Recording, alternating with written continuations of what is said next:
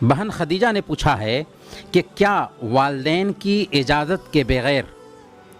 نکاح کر سکتے ہیں؟ دیکھیں، شادی جس کی ہو رہی ہے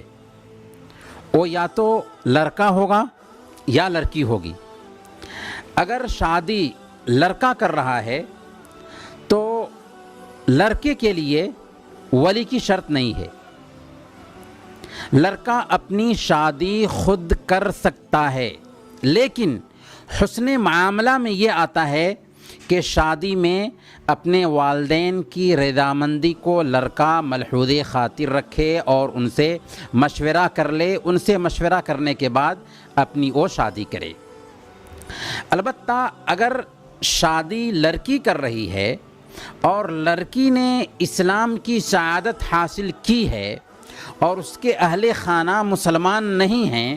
تو شادی میں ولایت اہل خانہ سے، گھر والوں سے ساقط ہو جاتی ہے۔ اب اس کے ولی سلطان ہوں گے، امام مسجد ہوں گے یا دینی کمیٹی کے ذمہ داران ہوں گے جو اس کی شادی میں ولی کا کردار نبھائیں گے۔ اگر شادی کرنے والی مسلمان لڑکی ہے جو مسلم گھرانے میں پیدا ہوئی ہے تو وہ اپنی مرضی سے ولی کی اجازت کے بغیر شادی نہیں کر سکتی، اور اگر اس نے اپنے ولی کی اجازت کے بغیر شادی کی ہے تو اس کی یہ شادی صحیح نہیں ہوئی، اس کا یہ نکاح باطل ہے۔ اللہ کے نبی صلی اللہ علیہ وسلم نے سنن ابی داؤد اور سنن ترمذی کی روایت کے مطابق بیان فرمایا، لا نکاح الا بولی، ولی کے بغیر نکاح نہیں ہوتا۔ اسی طریقے سے اللہ کے نبی صلی اللہ علیہ وسلم نے سنن ترمذی اور سنن ابی داؤد کی روایت کے مطابق بیان فرمایا، حضرت عائشہ صدیقہ رضی اللہ تعالی عنہ اس حدیث کی راوی ہیں، بیان کرتی ہیں کہ اللہ کے نبی صلی اللہ علیہ وسلم نے فرمایا، ایما امرأۃ نکحت نفسها بغیر اذن ولیہا فنکاحها باطل باطل باطل، جس عورت نے اپنی شادی اپنے ولی کی اجازت کے بغیر کر لی اس کا نکاح باطل ہے باطل ہے باطل ہے۔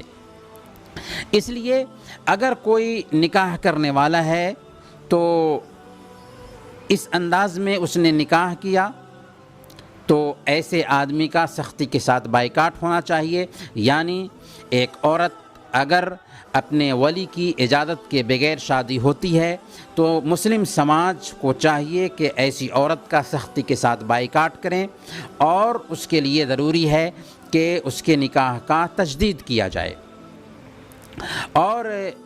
اگر ان سے اولاد ہو چکی ہے تو ظاہر سی بات ہے کہ انہیں ماں باپ سے اولاد ہوئی تھی، لہذا اولاد انہی کی طرف منسوب کی جائے گی، لیکن ولی کی رضامندی کے بغیر اگر کوئی شادی ہوتی ہے تو وہ شادی باطل مانی جاتی ہے۔